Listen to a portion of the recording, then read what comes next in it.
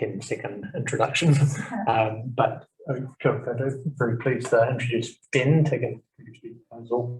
Ben's come from a slightly different background in terms of most of our sort of geography or their science students, and they're here as an archaeologist and been working as a sort of practicing commercial archaeologist for a number of years before deciding to come back and undertake PhD studies. So yeah, very pleased to have Ben back in the department. And over to the proposal. Okay. So everyone. And it's been, as you guys heard, just want to thank everyone for coming in. I know everyone's busy this time of the year. Just want to acknowledge my supervisors that's just listed there. Also, the RNC challenge for funding my research, so I can do this.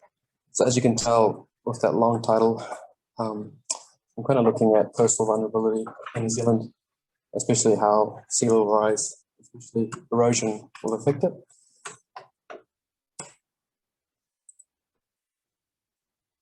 So I thought I would start with a bit of a structure, talk about the significance of the research or why it's important, kind of go into the research background, and as you'll see, I'll talk about 3 aims, how I aim to achieve it, and then talk a bit about the methodology. So just a bit about me. As Mark mentioned, I have a background in archaeology, fortunate enough to do it at the University of Auckland in anthropology. And then I had to go kind of get a real job. So I stayed in the School of Environment. I worked on the Aotearoa, where I got a bit of a passion for cartography and GIS. And then for the last 5 years, I've worked as a kind of a commercial archaeologist. I was fortunate enough to work in Hawaii, East Island, and Australia. And why I mention this is that you get to work with a lot of communities, and you realize that these archaeological sites that you're working with is quite important to them. And that links into significance.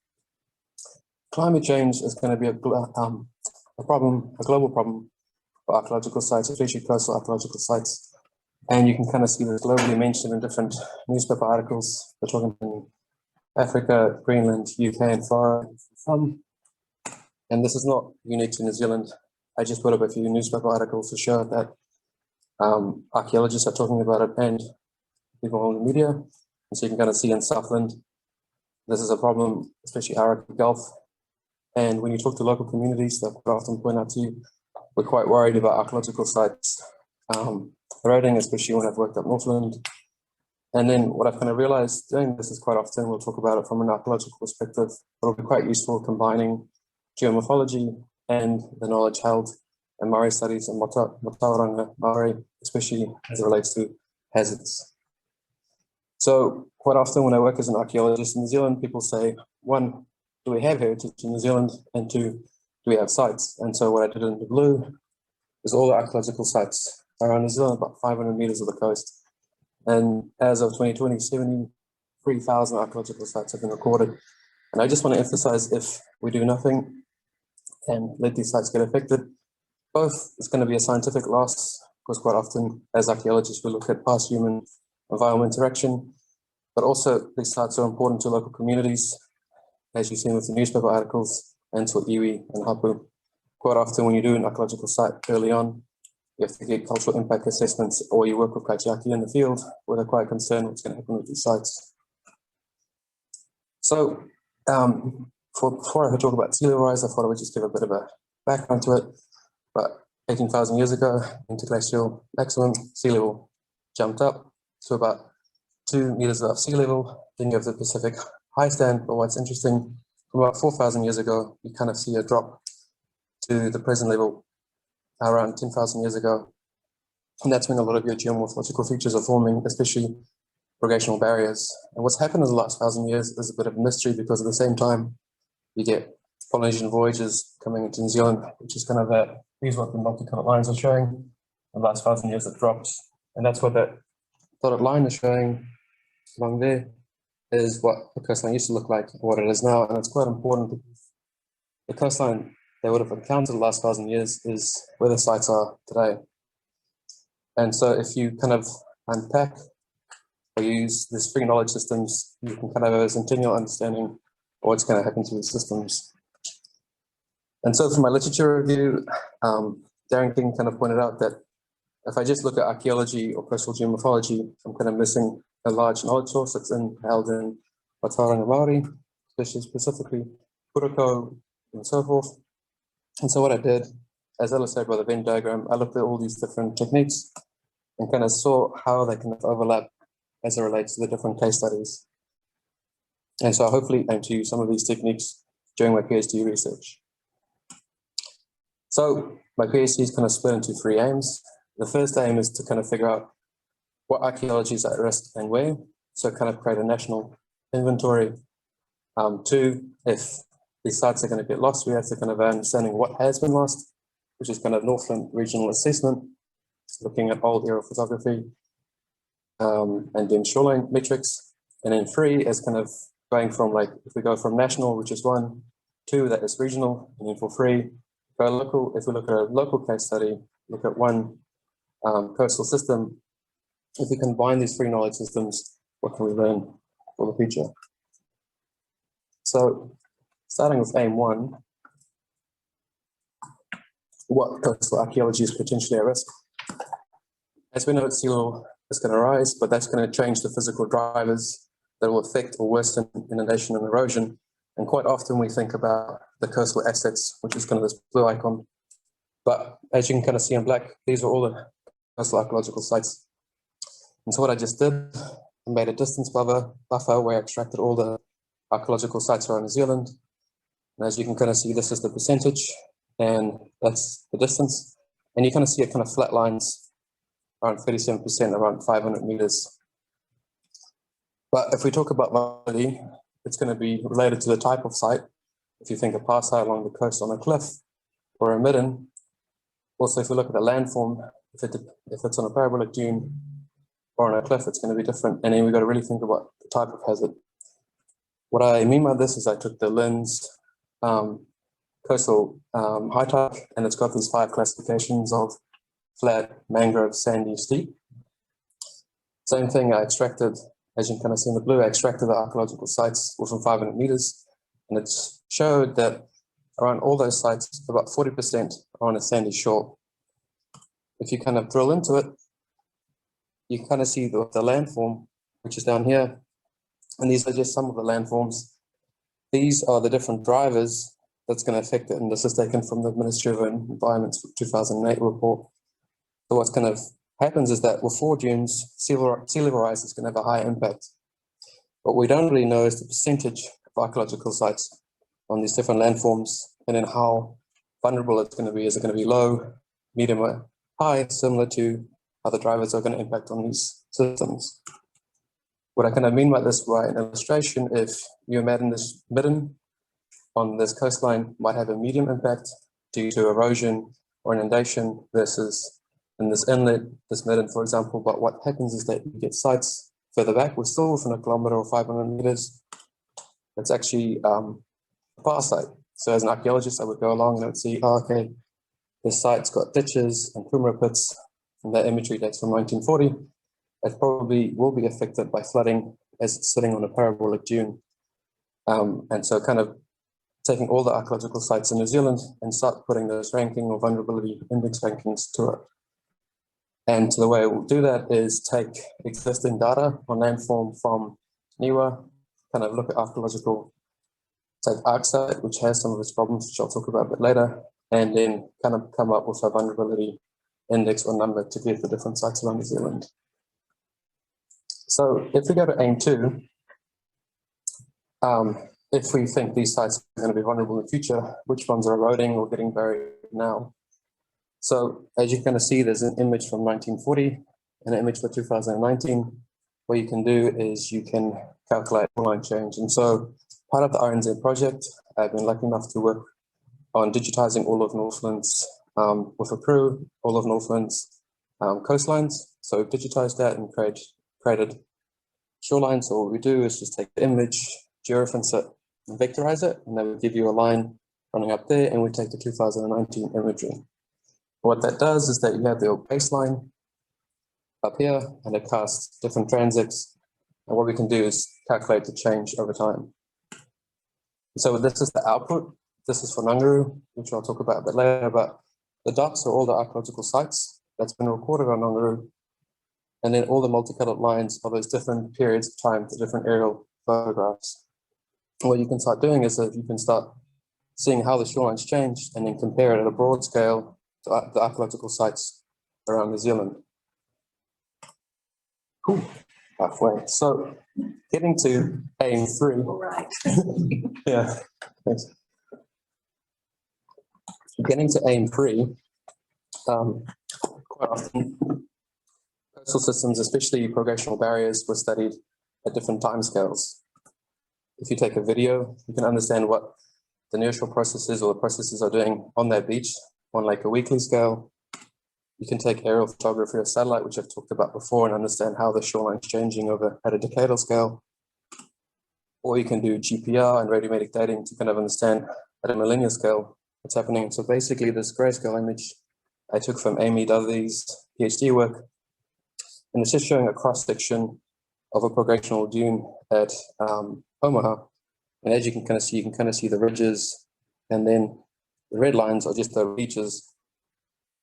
But what's kind of missing, or not researched to the greatest extent, is what's happening at the centennial scale, what's happening to that coastal evolution at a 100-year scale. And this is where potentially by collaborating with archaeology and using potentially Puruko, that you can kind of fill in that gap. So if we look at that 1,000 years again, getting back to that Holocene sea level slide, is that over the last 1,000 years, if you just look at a progressional barrier and you look at 3 scenarios, these things, 3 things are probably happening. 1, there's probably accreting. 2, prograding, or was a combination of the 2. But when humans arrive, they're also interacting with these systems, and it's unclear the timing of these scenarios when you look at the scenarios of the barrier and what humans are doing and the impact of it. Then, if you look at Puruko in greater detail, I've just taken some few quotes from the research that I've read, is that 1, you have to work with the ancestral communities that hold these repositories. 2, they contain environmental knowledge, specifically around hazards. And 3, it's beyond just Puruko, but also Tanepa and Māori, Maramataka.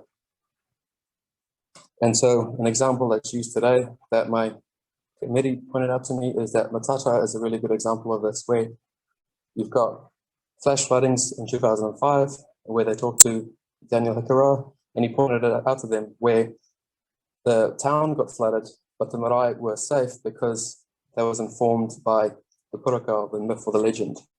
And so that could potentially be useful for archaeological and geomorphological work as well. So getting on to the case study, I'm sure many of you have visited Nganguru. It's one of the last barrier pits that hasn't been developed. So if you think about Omaha, it's a bit similar. When you do the research, it's very important to the local community. It's got a Nganguru Preservation Society. It's a Wahoo Tapu area, so it's important to iwi and hapu. It's actually a battle site. But when you look at the environmental court evidence, it's a trading hub as well.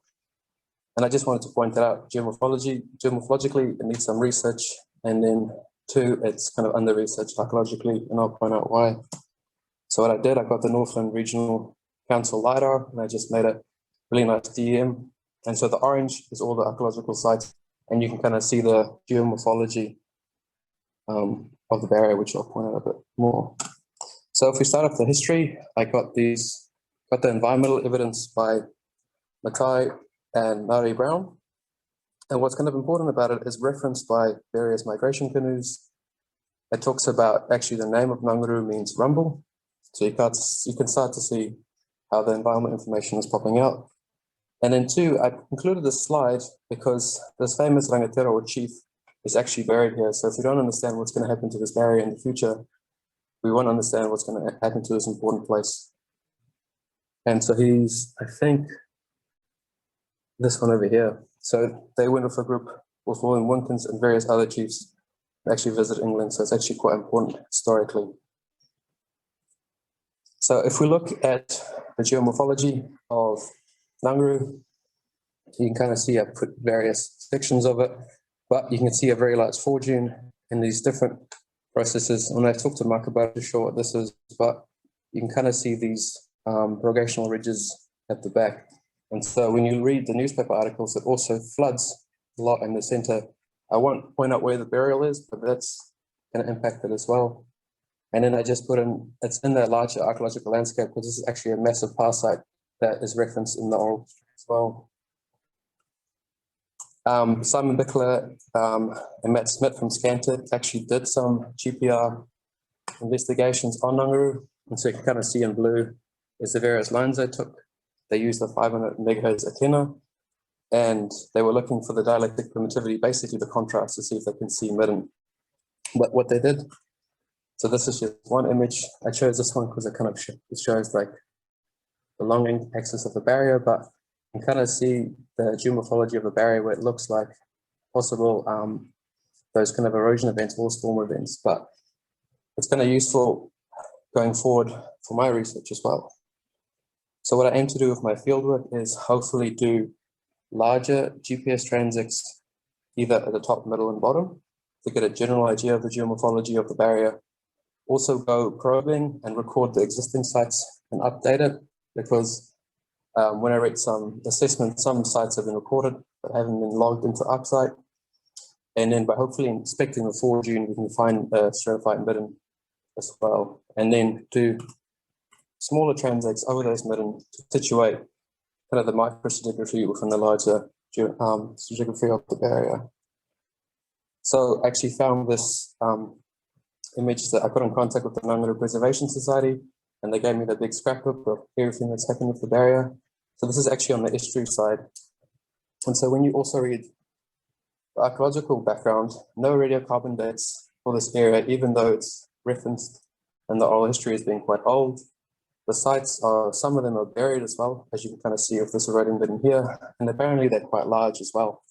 So what I aim to do is find middens like these that are stratified, then sample the top OSL sample, and then sample the 2 midden layers in the bottom. And the reason for this is to get to that centennial scale, or the idea is that if we're able to pair date the shell and the charcoal to get it down to plus or minus less than 100 years, and that will potentially constrain number 4 and give an idea of number 1. And why that's useful is that research in Great Barrier pointed out they were able to constrain the results of OSL by using archaeological samples. On that, the reason why OSL is tricky in New Zealand is that OSL's optical luminescence dating is our quartz apparently isn't that great. And because of that, it's quite difficult to use the same protocols.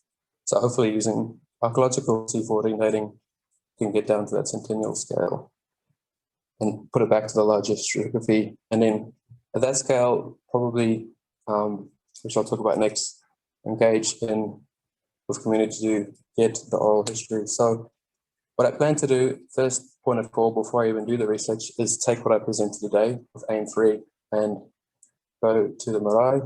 I've already got in contact with Ngāti Whaeriki and present the research. And so how I've approached it in the past is you'll do the assessment, but before you do an archaeological assessment, you get in contact with the iwi hapu and you talk to them about it, and that refines the assessment. So hopefully, and then in that way, the whole process is from the start, and that's what the literature points out as well. Then do a field visit with them, and then when they start sharing, hopefully, and collaborating or doing co-research, start looking at the oral history, then do the field work that I described, then compare the OSL and C14 results, note the coastal behavior, discuss the results, and then this is really important to go back both to make sure I'm interpreting the results correctly, and 2, that it's a more collaborative approach. And so this could go a few cycles before I end up writing it up. So to do this, I will need to get a scientific authority, section 44C, which I started on. I've been in contact with James Robinson, who is the Northland regional archaeologist, also getting in contact with Doc. As I've said, got in contact. Emma Ryan, my supervisor, able to get me in contact with the Nguru Preservation Society, and also, which is kind of interesting, really useful, is that someone from Tairiki is also keen to be involved, so starting the co-collaboration approach. So this is my timetable. As I've said, really done a big literature review. Really created the shorelines for Northland, so aim 2 is already in the works. After engagement, we'll have to start with the ethics approval, and probably after the presentation, start with aim 1 and start with aim 3. And then hopefully in 26th of May 2023, I'll be done. I know it doesn't normally go like that, and I'm sure I have questions about how achievable it is. As I mentioned, with aim 1 and 2, there's some problems.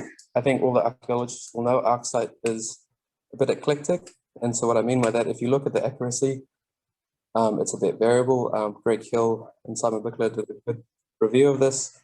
It also assumes all sites in New Zealand have been surveyed. We know that's not true. Many sites are varied. And it also gets down to the classification. Sometimes a past site will be a kainga, and I'm pretty sure the landforms will be misclassified as well. So I have to look at maybe reclassifying the data to kind of fit the vulnerability index. And also, what's really important, if the site was already gone, and I say that the site is vulnerable, then it's a bit too late as well.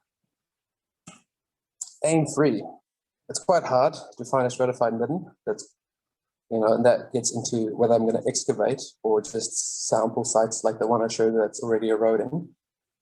Obviously, engagement takes time. That you need to approach it being quite sensitive and listen, because they might have research objectives, and sharing knowledge is also an important part where they're not willing to share, which is perfectly fine. Also, coring versus archaeological excavation.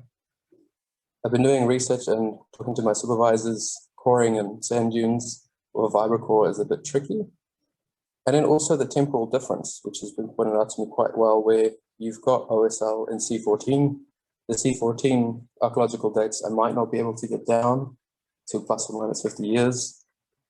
Because it's such an important area culturally, also wouldn't want work done there. And then matching it up with oral history could also be very tricky. So future directions, as I've said, I'm trying to get my archaeological ducks in a row, permissions, starting that work with engagement, writing up my field plan, probably including the COVID stuff with that. And then I said I've already begun work on aim 1 and 2. Thank you for listening today. Hopefully I didn't go too fast, and I would just say I'll probably be posting updates on my Twitter. And I just want to acknowledge again my supervisors that have been very patient, especially with the geomorphology, and just generally writing. And just want to thanks again for the resilience, because without the funding, wouldn't be able to do this. Thank you.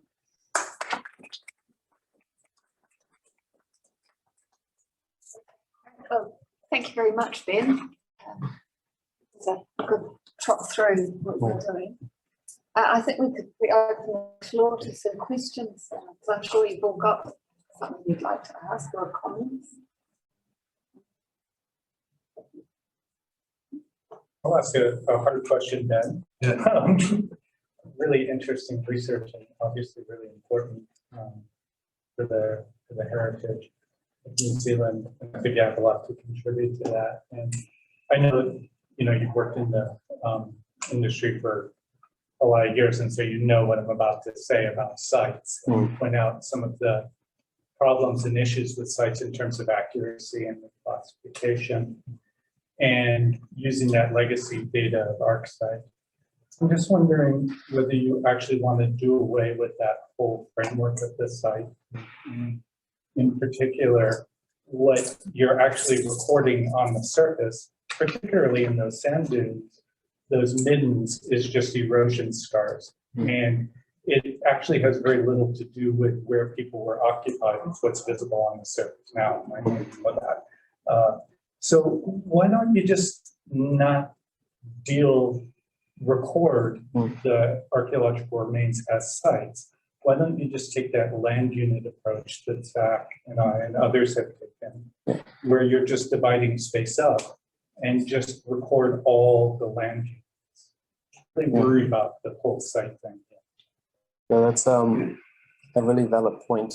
And I think I read that paper, and I was wondering if maybe some kind of predictive model or something from that land units would be useful, where you kind of make where you think sites should be based on what sites were, or some kind of Yeah, I mean, I think the predictive model could be an element of it. You know, once you sort of derive some data on what's turning up the both sites, all the into what's turning up the archaeological remains. Yeah. I'd say even the first step is just in your survey of that area is not to focus on what's been reported before, but to do the full coverage. And if you don't have time to do the full coverage, then you do the sampling, but don't record it as sites, record it as land units of whatever you want, whatever the smallest unit you can get away with, 10 by 10 meters or 25 by 25 meters is what we did before. Yeah. And you're just basically going to every 25 by 25 meter center and recording what's within that land unit. Yeah, that's a really good point. Yeah.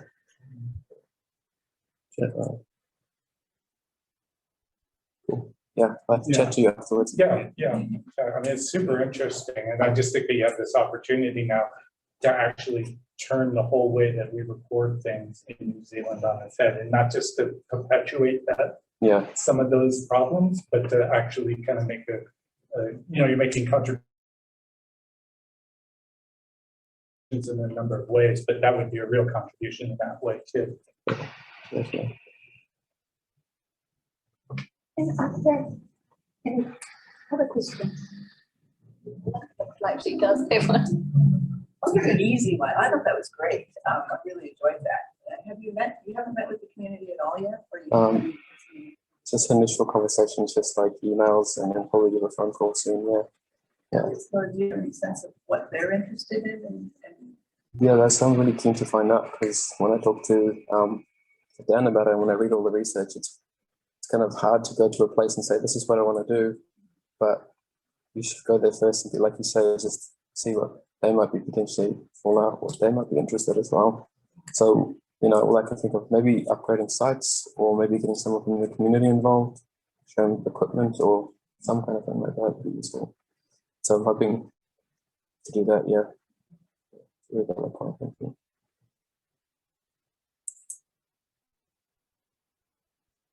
Are there any other questions coming from the floor, or even those people watching somewhere else? You could type your question in chat. I'll ask it. Somebody else. Question? I guess following up on that previous comment, I wonder how much you feel committed to working at Nundu if you don't have, if for any reason that collaboration doesn't work out, whether you would try to continue on with it, with your research anyway, or do you think you would search for a different community to partner with, or do you think you might just focus on the national or larger scale questions? So I've got a great question, thank you. I've got two backups. I've worked with Aotearoa in 1-2 Point. So that's kind of a backup of Nangaru. Full short, I've really worked with them and wrote up a report where they shared some oral history that was super useful for the end report. And I've talked to them and they're really keen if this falls through. And then the other thing is I probably, as you can kind of see, as Fane pointed out as well, I can expand AIM 1 or 2 and make it a bit, either include another region, or AIM 1 make it GIS or machine, but kind of make that bigger. It's kind of, also have to think about COVID if we go into lockdown again with field work if it doesn't happen. So I've got some backup plans today in the works. You've just got a question come up on chat from Arden Shanks, asking about the use of classification of landscape vulnerability. It's possible to help. Yeah, that's a really, really good question. Because I've said, and many archaeologists know, we haven't surveyed all of it. So maybe doing that predictive model, what Fane's suggesting is that you can get other areas we should look at. Because I think about this a lot, is that the sites I'm using, especially if you use ArcSite, that's only where either people have worked or we have a really good understanding of. If we could somehow, from the data, say we should really think about these areas, just make sure that there's nothing there or nothing we might lose. Then more questions? I have a general question about sort of transitions from anthropology, archaeology to geography, and what you mean by plural knowledges, how you're going to use that term, how you're going to relate that to feminist geomorphologies, and, you know, the Coppice and King, XYZ, riverscapes, and how conversant are you with the emergence of plural knowledge lenses and how that's framed through critical physical geography or whatever you want to call it? That's a really good question. The stuff that I've read, so how I come across it, I think Darren King's article talks about it, and he used that quote that I think science is a hall of mirrors. So whatever we publish, we kind of talk to each other. And then he points out if we to engage with communities or other disciplines, you kind of make a collaboration space where you're not as, I guess, a scientist just trying to refute or validate as an archaeologist, but actually look at ways of kind of that, I don't know if it's a dialectic, but the co-creation. Yeah. Of it. That's my understanding of it, but I definitely need to read a bit more on that literature and upskill. So it's the co-creation Yeah. prior to publication. Yeah. That's the important part, the Yeah. genuine sort of sense of iterative learnings. It's not just a beginning and end thing, it's an engagement through the process of research that I think is really vital to something that you could say is a plural knowledges lens, right, for how you actually do the work. Awesome. Thank you.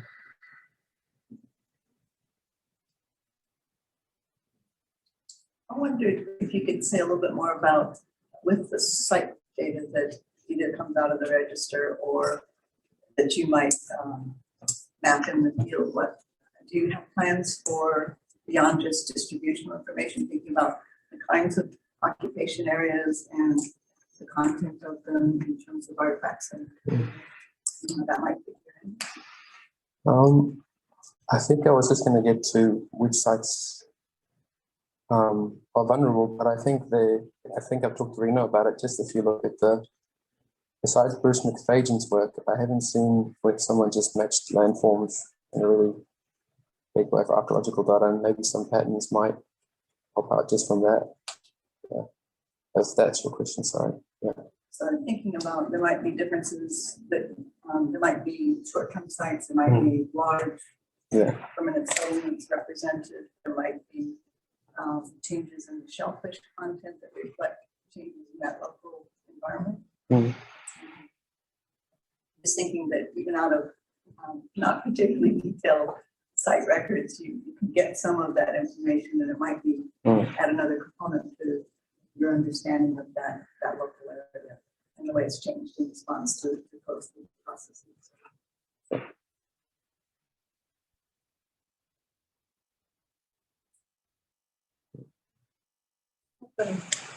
Question, Ben.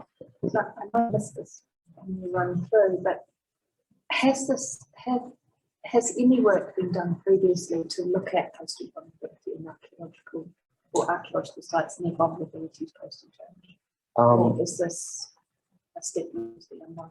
The stuff there's a lot of stuff in the States. I think Wheeler has done a lot of stuff in 2012.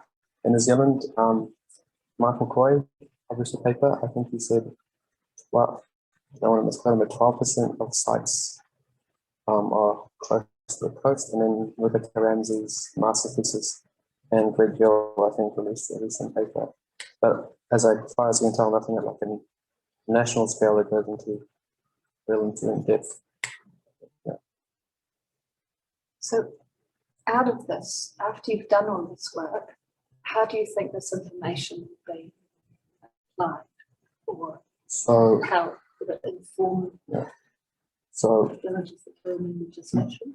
So I'm lucky enough that Rebecca Ramsey, who works at Auckland Council, invited me along to the climate change working group. So part of that is hopefully we'll write like a policy statement or an article in Archaeology New Zealand, which a lot of the archaeologists in New Zealand read, and then hopefully from there that'll influence some policy or decision making. At least we'll have some estimates.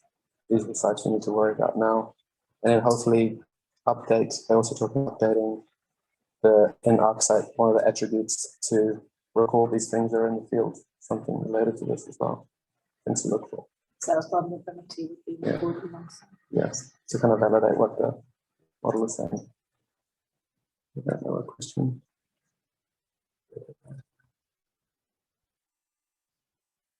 Bayesian analysis, that's a good question.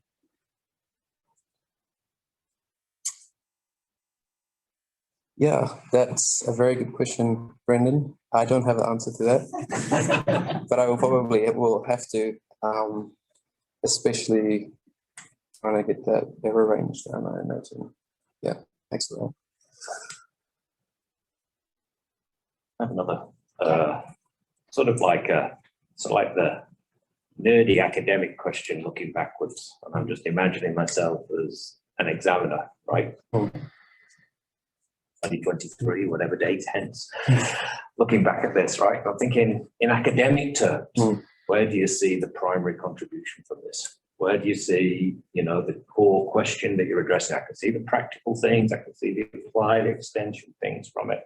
But I'm just wondering, where's the academic? What do you regard as the core academic contribution from the work you're doing? Probably, I would say aim 3, if I'm able to, as you mentioned, really get at the centennial scale of what that potential barrier is doing. That'll kind of give maybe a broader idea of coastal evolution, where the last 1,000 years is a bit of a mystery, at least in Northland, and then hopefully kind of add some knowledge to that.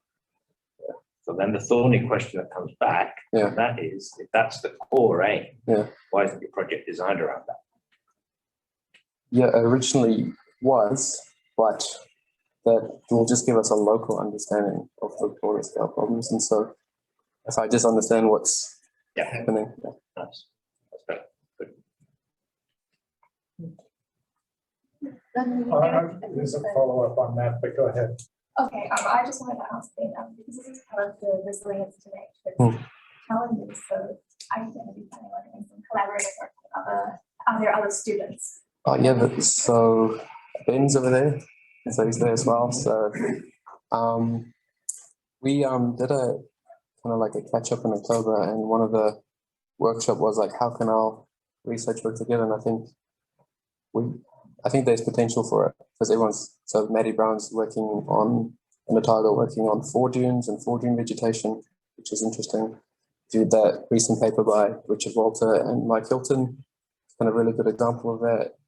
And then also Ben's work with satellite imaging and remote sensing. It's also released for that could enhance AIM 2. So there's, thanks for it's a really good question. My question was just a follow-up on really Melinda's just the previous comment about the archaeological contribution, and I think like it's such a nice focused study area, and what Melinda I think was talking about was the variation in behaviors that went on there, and the whole understanding of how people impacted the environment, and in fact intentionally and unintentionally impacted that environment to create resources, not only exploit them, but to create them. And I like that fine level scale of understanding, where it's kind of like a regional, it's not, I really don't think you should look at it as a site. It's a regional scale. You understand the kind of distribution of material remains across that. You'll start to understand some of those very interesting processes about environmental engineering and the whole impact and movement of that environment and how that affected the resources. Yeah, so it's getting great.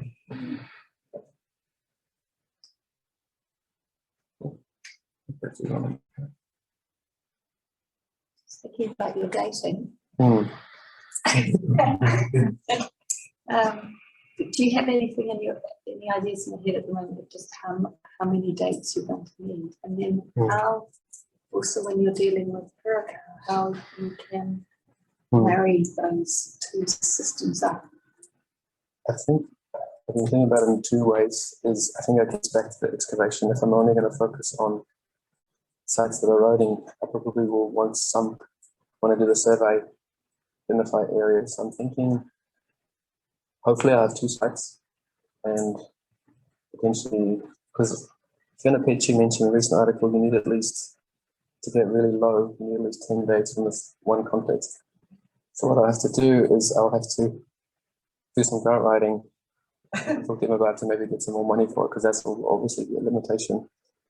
And then the second one is, I wonder if when I do the oral history, something will pop out and it'll just give me a general idea of these are the kind of, like I point out with Nangaru, there's this taniwha or there's these environmental hazards associated with it. And then when I do the GPR or archaeology, I can see those processes in the history of the barrier. So it just gives a broad reference.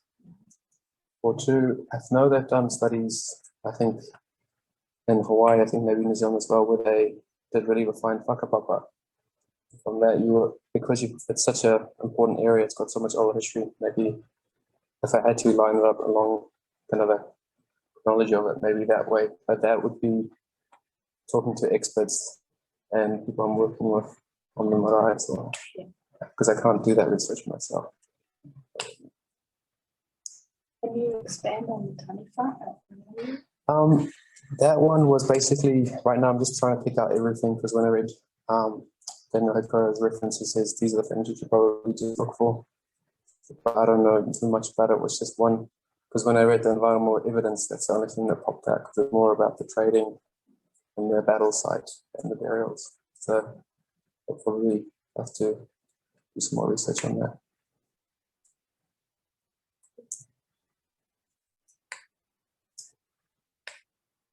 Are there any other questions or comments?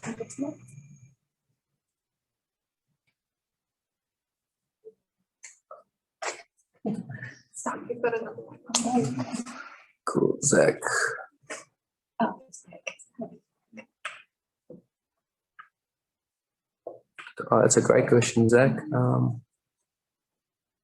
Yeah, I think that's something I'll have to talk about with Dan about, but yeah, I don't know the answer for that one as well.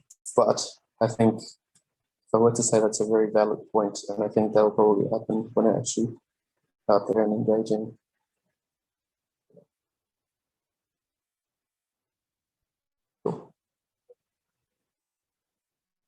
All right then. Well, if there are no other questions on the floor, then we'll draw this part of the PYR to an end. Thank you so much for coming, especially everyone who came from wherever you are now located. I'm not sure where you've gone, up the road that way. So you've made a field trip south, yes, or north, sorry. Thank you very much for doing that. And thank you very much for a really interesting talk. And thanks for coming along. Thanks.